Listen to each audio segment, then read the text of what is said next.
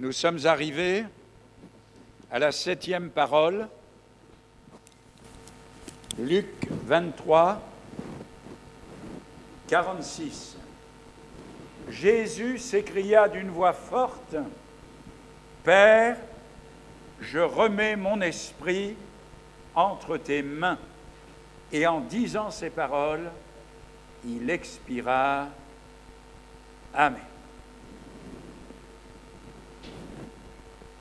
Je ne sais pas si vous écoutez les informations. Ça m'arrive, surtout quand je suis dans ma voiture. Comme ça, je ne perds pas de temps. Et j'entends des chiffres, et des chiffres, et des chiffres concernant le Covid. On nous donne des chiffres, combien de morts dans le monde, combien de morts en France.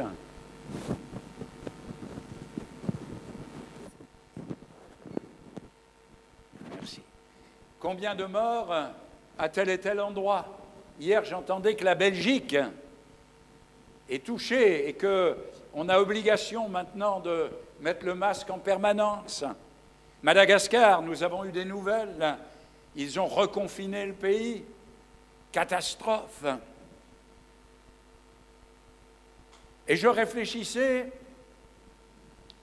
à tous ces chiffres que l'on nous donne et je me disais, la mort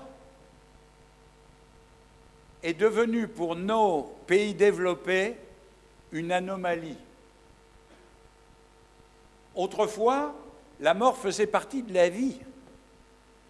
Les anciens étaient là pour aider les familles jusqu'au moment du départ. On perdait des enfants parfois jeunes. La mort, on l'a côtoyée jour après jour. Mais avec la science, avec tout ce qu'on nous raconte, on en est arrivé à penser que l'homme, la femme vont pouvoir vivre pendant des décennies et des décennies, et bientôt on enlèvera le foie, on remettra un foie, bon ça se fait déjà, hein. On enlèvera les reins, on remettra des reins, on enlèvera le cœur, on remettra le cœur, le jour où ils enlèveront ma tête, je ne sais pas à qui ils la donneront. Et pour nous, chrétiens, en tout cas, c'est une interrogation que j'ai ce matin en entendant la dernière parole de Jésus. Parce que Jésus va dire, « Père, je remets mon esprit entre tes mains. » Pourquoi est-ce que Jésus va prononcer ces paroles? Parce qu'il ne va plus être maître de l'avenir. Il va quitter cette terre. La résurrection devra avoir lieu dans les jours qui viennent, mais ce n'est pas Jésus qui se ressuscitera lui-même. Ce n'est pas Jésus qui est le maître de sa vie. Au moment où il prononce ces mots, il termine en disant « Ô Dieu, c'est à toi et à toi seul que je remets ma vie. C'est à toi que je fais confiance. » Et je voudrais vous poser cette question ce matin. Est-ce que le Seigneur est le maître de votre vie? Est-ce que vous lui avez dit « Je remets mon esprit, ma vie entre tes mains, parce que je ne suis pas maître de mon avenir ». Nous chantions autrefois un chant que j'aimais beaucoup en évangélisation. « Nul ne sait si demain il ne prendra la route qui marque son destin. Avant que l'heure sonne et qu'il ne soit trop tard, prends le salut qu'il donne et Jésus pour ta part. » Chers amis, nul ne sait ce que demain sera. J'ai un petit témoignage, je ne sais pas si je vous l'ai déjà donné, parce que je marche à 100 à l'heure en ce moment. J'ai été aux quatre coins de la France pendant les 2 semaines qui viennent de suivre, de nous précéder. Et il y a une chrétienne que j'ai connue quand j'étais jeune homme. Elle avait 97 ans. Et dans la ville de Caen, il y a 2 dimanches en arrière, elle a essayé de prendre le message de son église en Zoom, mais ça ne marchait pas. Alors ses enfants lui ont dit, c'était la première fois, elle était en maison de retraite, et c'était la première fois qu'elle ressortait et qu'elle mangeait le midi chez ses enfants. Alors les enfants ont dit, on va écouter une prédication d'un jeune homme que tu as connu quand il avait 16 ans, 17 ans, et cette grand-maman, 97 ans, a été tellement bouleversée en écoutant la prédication. Et alors après, bien sûr, elle a raconté, elle a parlé de ce qu'elle savait de moi, de ce qu'elle me connaissait et tout. Et sa fille me disait, vous savez, c'était formidable d'avoir ce moment. 3 jours après, le mardi, elle partait dans la gloire. Nul ne sait ce que demain sera. Et moi, j'ai mis ma vie, dans les mains de celui qui a tout pouvoir dans le ciel et sur la terre. Est-ce que nous sommes conscients que la vie de Jésus fut constamment fondée sur la foi et la confiance en son Père? L'évangile de Jean, en particulier, nous révèle cette dépendance. Jean 5 nous dit ceci, « Je ne puis rien faire de moi-même. Selon que j'entends, le juge et mon jugement est juste, parce que je ne cherche pas ma volonté, mais la volonté de celui qui m'a envoyé. » Jean 14, « Ne crois-tu pas que je suis dans le Père, que le Père est en moi? Les paroles que je vous dis, je ne les dis pas de moi-même. Et le Père qui demeure en moi, c'est lui qui fait les œuvres. » La confiance du Seigneur dans le Père, j'allais dire la foi de Jésus en tant qu'homme sur la terre, ne va pas se dégrader à l'heure de la mort. Bien au contraire, il va se confier plus que jamais à son Père céleste. Il va tourner ses regards vers lui.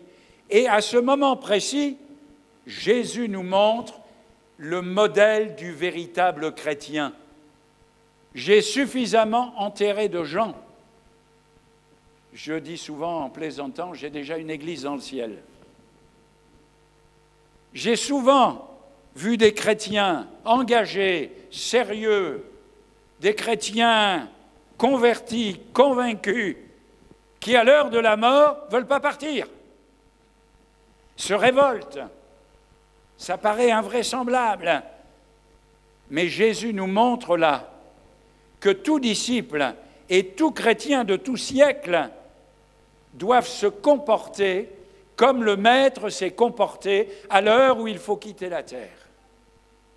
Vous savez, Jésus était un homme de prière, mais aussi un homme de la parole. Et Jésus va terminer son ministère avec une parole biblique. « Je remets mon esprit entre tes mains, tu me délivreras, Éternel, Dieu de vérité. » Psaume 31. Depuis le jour où le Seigneur est mort et où il a prononcé ces paroles, des quantités de chrétiens ont fait cette prière, en commençant par Étienne, dans les Actes des Apôtres. Et il lapidait Étienne, qui priait et disait « Seigneur, c'est pas juste ». Il y en a 2 qui suivent. « Seigneur, je remets mon esprit entre tes mains. » C'est vrai, je pourrais parler de Polycarpe, ce martyr, homme âgé de plus de 90 ans, de Saint-Augustin, de Bernard de Clairvaux, de Jérôme, de Luther, de Mélenchon, qui ont remis à la fin de leur vie, leur esprit entre les mains du Seigneur. Le brigand sur la croix nous révèle que lorsque notre esprit est entre les mains du Seigneur, il est en lieu sûr. Beaucoup de gens confient leur esprit à la science. Le docteur a dit, quand j'entends parfois des chrétiens parler, je me dis, ils confondent. On dirait qu'ils disent le Seigneur a dit. Mais non, c'est le docteur qui a dit, pas le Seigneur. Le docteur a dit. Le philosophe un tel a dit. Je ne sais pas à qui vous confiez votre vie. L'incrédule a dit. Mais moi, ce matin, je me confie en celui qui a dit « Seigneur, je remets mon esprit entre tes mains. » Oui, le docteur peut faire un diagnostic et dire « Mon vieux François, t'en as plus pour long ». Les gens autour peuvent parler. Moi, je sais une chose. C'est lui qui tient ma vie. C'est lui qui tient ma vie. Et quelle que soit sa décision, je veux être d'accord avec sa décision. Je me confie en toi, Seigneur. Vous savez, Jean Hus, un des premiers martyrs avant la Réforme, on nous rapporte cette histoire qu'on avait mis sur la tête de Jean Hus au moment où on allait le brûler, un bonnet en papier, avec griffonné sur ce bonnet des caricatures de diables grimaçants. Et c'était à ces démons de papier que ces accusateurs religieux avaient par dérision confié son âme. Mais au moment où les flammes sont montées du bûcher, Jean Hus s'est écrié « Seigneur, je remets mon esprit entre tes mains. Ils peuvent brûler le corps, mais je te fais confiance. Tu vas m'ouvrir le ciel et tu vas me faire entrer dans la gloire éternelle. » Nous sommes esprit, âme et corps. Jésus n'a pas dit « Seigneur, reçois mon corps ». Notre corps, c'est le contenant d'un contenu extraordinaire. Notre corps descendra dans la poussière. J'étais à un enterrement cette semaine et je réfléchissais au bord de la tombe alors que je priais pour la famille et je voyais descendre ce cercueil dans ce tombeau. Et je me disais, c'est vrai, la fin de notre corps, c'est la décomposition. C'est pas gai, hein? Non, je vois vous êtes anéantis. Notre corps descendra dans la poussière. Mais l'esprit, c'est ce qui nous distingue des animaux. Quand on nous dit qu'on est des mammifères, pensants, moi je dis toujours, j'ai jamais vu un chien prier. J'ai jamais vu un singe prier. Ce qui nous différencie de l'animal, c'est notre esprit, l'esprit que Dieu a insufflé en nous. L'apôtre Paul dira que le Dieu de paix vous sanctifie lui-même tout entier et que tout votre être, l'âme, l'esprit, le corps, soient conservés irrépréhensibles lors de l'avènement de notre Seigneur Jésus-Christ. Nous pouvons entrer avec le surnaturel divin. Vous vous rendez compte ? Ma femme souvent me dit, on a un petit chien, il s'appelle Léo. C'est un petit Spitz. Il est beau comme tout, il est mignon comme tout. Bon, je ne vais pas vous parler. Mais les gens disent, mon chien, il m'aime, mais le chien, il ne nous aime pas. Qu'est-ce que vous croyez ? Alors quand je dis ça à ma femme, je dis, mais ton chien, il ne t'aime pas. Il est seulement content quand tu es là. Il est content parce que tu lui donnes à manger. Il est content parce qu'il a une certaine reconnaissance, mais il n'aime pas. Alors elle me dit, moi je suis sûr qu'il m'aime moi. Bon, il ne faut jamais discuter quand une femme commence à parler comme ça. Mon chien, il est merveilleux, mais moi quand je le regarde, je ne vois pas de ressemblance avec moi. Quand ma femme dit, va voir papa, je dis, non, arrête, arrête, arrête.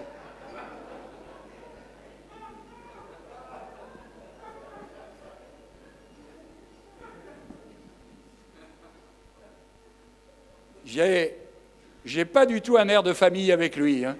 Ça je peux vous le dire. Nous sommes des êtres spirituels. Ce qui nous différencie des animaux, c'est l'esprit que Dieu a placé en nous, et cet esprit qui nous permet d'être en communion avec lui, d'être en communion avec le ciel. Si nous faisons la comparaison avec le tabernacle, un parvis, un lieu saint, un lieu très saint, le parvis symbolise notre corps, le lieu saint symbolise notre âme, notre personnalité, et le lieu très saint symbolise notre esprit. Nous sommes ainsi le temple du Saint-Esprit. Alléluia. Dans le lieu très saint, il n'y avait pas de lumière. Je vais aborder là quelque chose d'un peu particulier. C'est que depuis la chute, notre esprit est dans les ténèbres. L'esprit de l'homme est dans les ténèbres. Depuis la chute, il n'y a plus de lumière.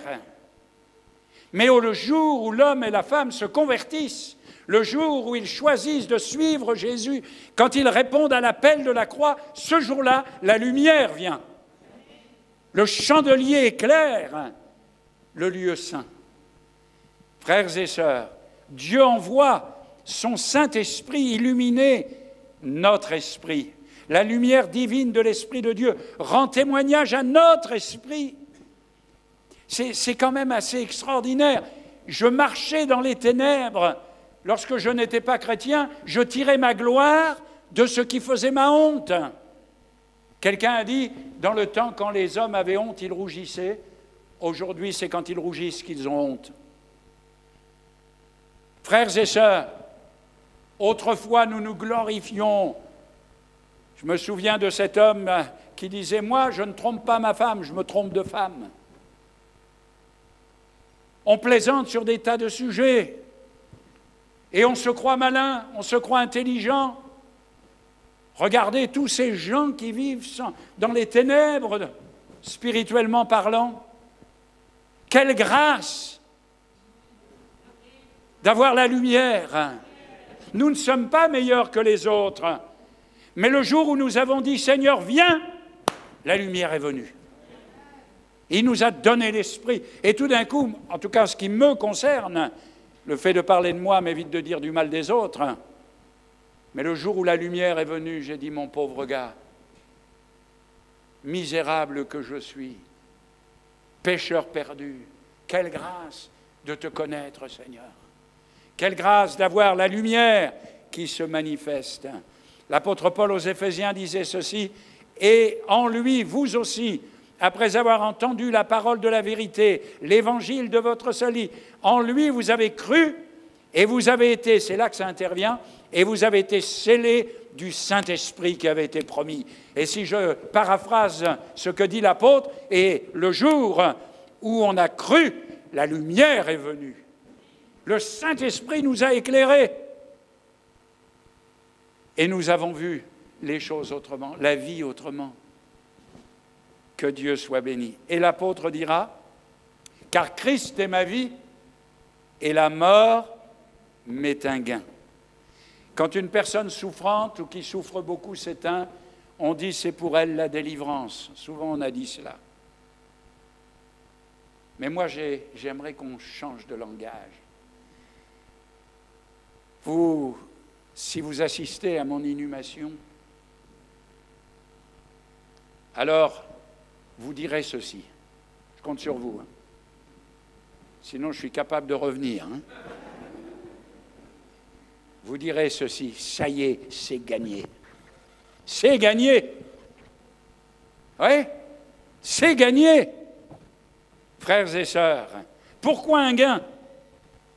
Parce que le dernier battement du cœur marque la fin des influences ici-bas. Fini les tentations. Bon, vous n'en avez pas, mais moi j'en ai. Fini les harcèlements de Satan qui vient et qui la nuit me réveille pour dire « t'es pas un bon pasteur ».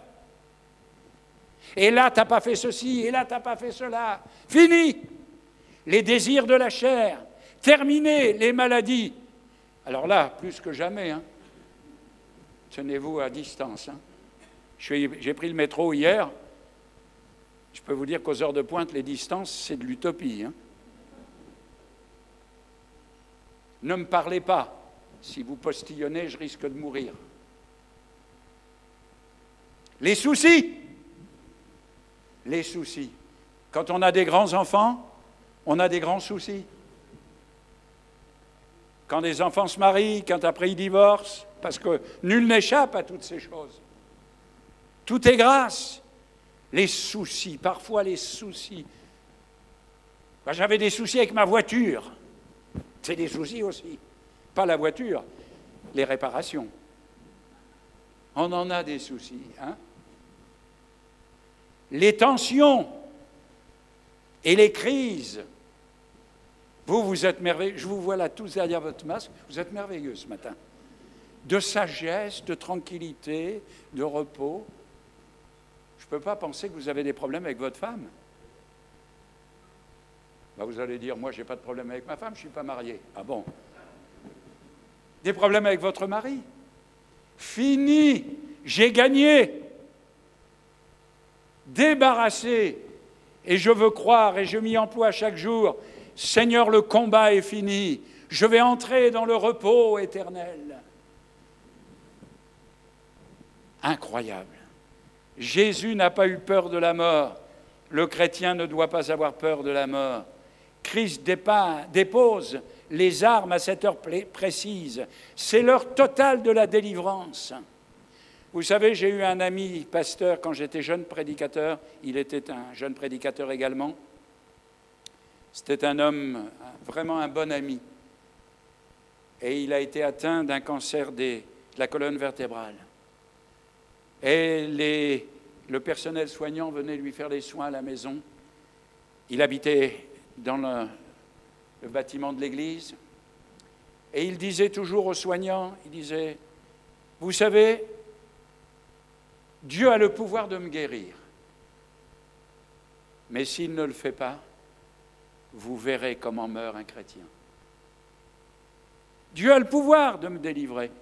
Mais s'il ne le fait pas, c'est qu'il a d'autres plans.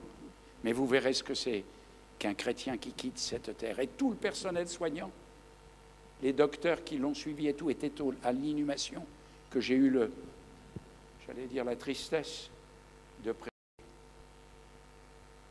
Oui, plus de séparation d'avec Dieu. Moi, je plains ceux qui restent, pas ceux qui partent. C'est ceux qui restent qui sont à plaindre.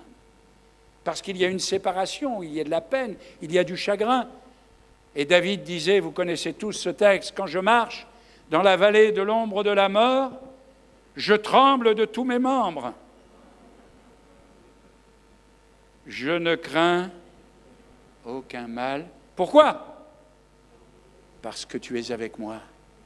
Je remets mon esprit entre tes mains. Tu es avec moi. David répondit à Gad, le prophète, « Je suis dans une grande angoisse. Oh, tombons entre les mains de l'Éternel, car ses compassions sont immenses, mais que je ne tombe pas entre les mains des hommes. » Le Seigneur a accepté de se retrouver entre les mains des hommes. Depuis de longues heures, le Seigneur s'est retrouvé entre les mains des pécheurs. Depuis l'arrestation dans le jardin, des mains iniques l'ont saisi, l'ont attaché, l'ont frappé, lui ont craché au visage, l'ont crucifié. Il s'est retrouvé entre les mains des hommes.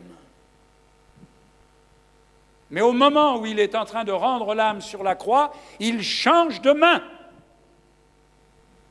Il se place entre les mains de Dieu. Frères et sœurs chrétiens, écoutez-moi bien. Nous pouvons placer notre confiance dans les hommes. Nous pouvons placer notre vie dans les hommes. Heureusement que parfois, ils sont là pour nous aider, nous secourir.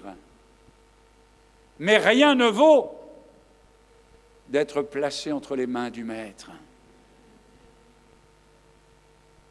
Jésus dira, « Personne ne m'ôte la vie, je la donne de moi-même. » Les hommes qui l'ont attrapé dans le jardin de Gethsémanée, des oliviers, pardon, les hommes qui l'ont saisi, qui l'ont ficelé, qui se sont moqués de lui, qui l'ont cloué sur la croix, croyaient qu'il était entre leurs mains. Mais il était entre leurs mains parce que Jésus l'a voulu, parce qu'il l'a désiré, parce qu'il l'a accepté. Alors il est entre leurs mains. Mais maintenant, c'est fini. Il change de main. Et il se place entre les mains du Père. Dans quelles mains sommes-nous ce matin? Ce sont des questions auxquelles il est bon de répondre. Alors, j'aimerais terminer avec le secret d'une bonne mort. Sachez ceci, frères et sœurs, à la mort, les masques tombent. Avant, on peut se contrôler, l'éducation, le contrôle de soi, toutes ces choses. On peut paraître ce que l'on n'est pas vraiment. Mais sachez une chose, amis chrétiens, on meurt tel qu'on est et non pas tel qu'on a voulu le montrer. On meurt sans masque. Là, je crois que c'est d'actualité. On meurt sans masque. Ah oui? Et sur une tombe du Vaucluse, alors que je visitais un cimetière là-bas, j'ai lu ces mots, « Dernier cabanon où finit la comédie ». On meurt comme on a vécu. Chrétiens, c'est important ce que je vous dis ce matin. Il y avait un homme d'affaires qui avait commencé comme un petit cuisinier dans un snack-bar.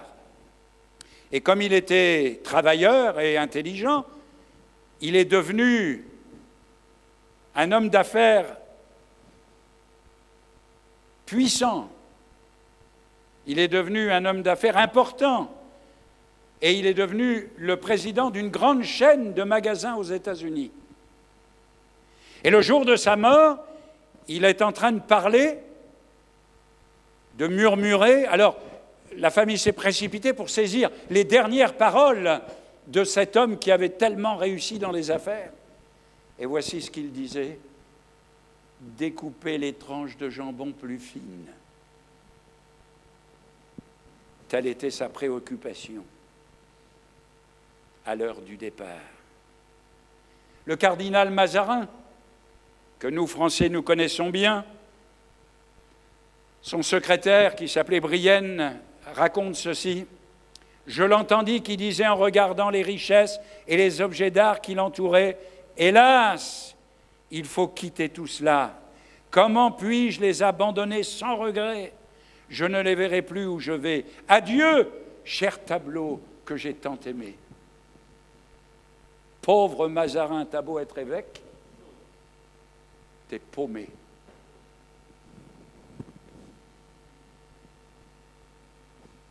Ne pensons pas que le manteau de la religion y change quoi que ce soit. Si on s'attache aux choses d'en haut, comme le dit l'Écriture, affectionnez-vous aux choses d'en haut et non à celles qui sont sur la terre.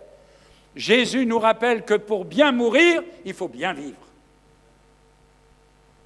Moi, j'aime bien les textes bibliques qui disent ceci, rassasié de jour. Rassasié de jour. C'est-à-dire quand on est rassasié, quand on n'a plus faim, vous avez vu comment ça fait? Quand je suis invité, et puis que j'ai plus faim, je dis non merci, j'ai plus faim. Si, encore un petit peu, vous avez encore une petite place.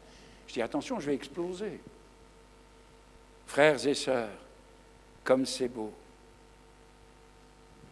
J'habite un petit village, comme vous le savez, et j'ai toujours été intrigué par les oiseaux. On a des belles colombes, on a des beaux pigeons en face de chez nous, mais dans la rue, il y a un fil électrique avec quand même pas de la haute tension, mais quand même un voltage très important pour alimenter toutes les maisons qui sont là. Et je me suis souvent dit, pourquoi les pigeons et les colombes, ils se mettent sur le fil où passe le courant et ils ne sont pas électrocutés? C'est drôle, hein? Non? Vous avez déjà réfléchi à cela? Non, c'est un problème important quand même. Les petits moineaux, vous voyez les hirondelles sur les fils. Hein? Mais je vais vous dire quelque chose. Si c'était réalisable et qu'elles mettent un pied sur le fil, une patte sur le fil et l'autre sur la terre, elles seraient électrocutées. Elles ne sont pas électrocutées parce qu'elles ne sont que sur le fil. Elles n'ont pas de contact avec la terre.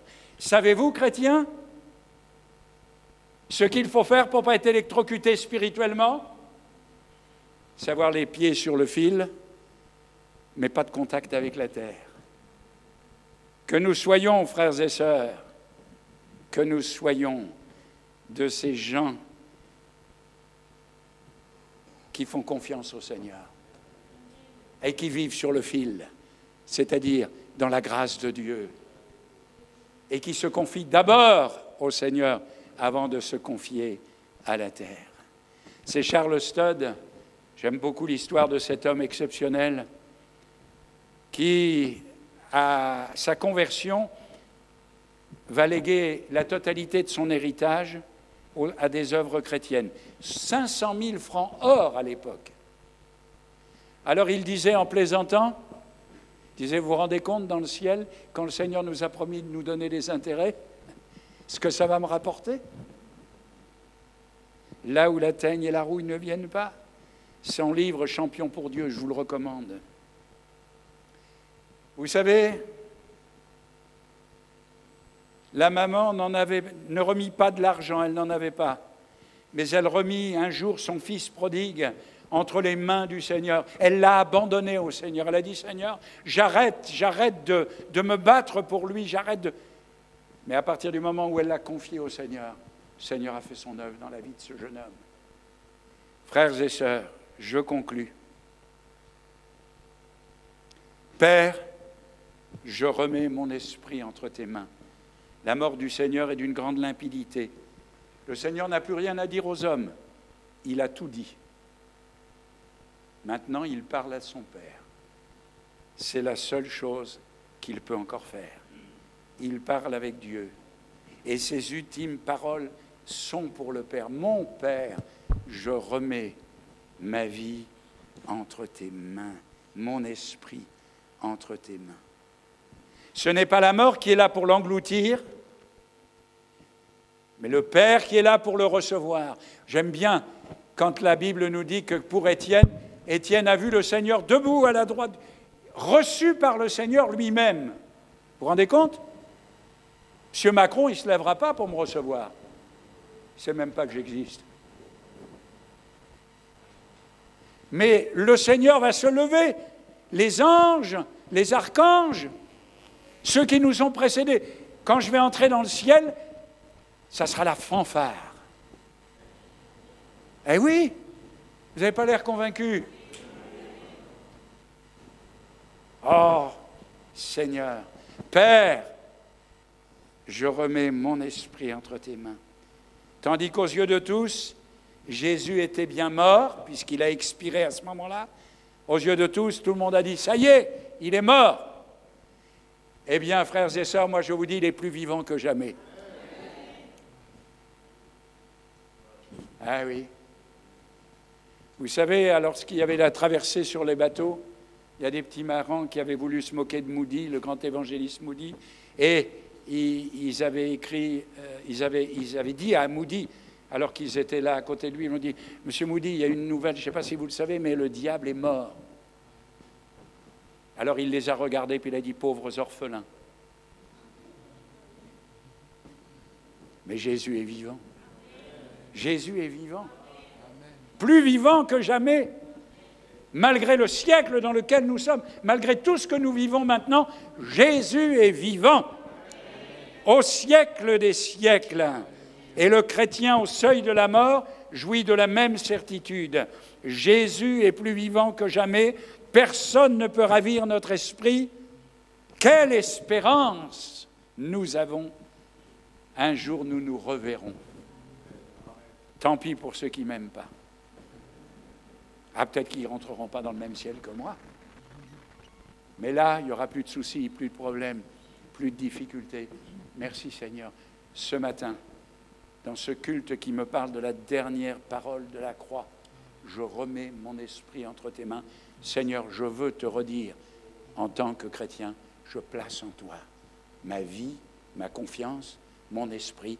Seigneur, gère ma vie, gère-moi, s'il te plaît, conduis-moi, garde-moi, et je me confie en toi pour que quand l'heure sera venue, tu sois présent pour m'accueillir dans les parvis éternels. Amen. Merci Seigneur pour ta parole. Merci pour la vie de l'Esprit. Merci pour la croix qui n'est pas seulement la croix de notre salut, mais où chaque parole prononcée est une leçon, est un enseignement. Merci de ce que tu nous montres, qu'à l'heure du grand départ, nous n'allons pas dans l'inconnu, mais nous entrons dans un ciel préparé. Nous remettons, nous plaçons notre esprit entre les mains du Père, comme tu l'as fait toi-même. Merci pour ton exemple. Merci pour ta conduite. Merci Seigneur de ce que tu nous bénis et de ce que tu nous fais du bien maintenant. Amen. Amen.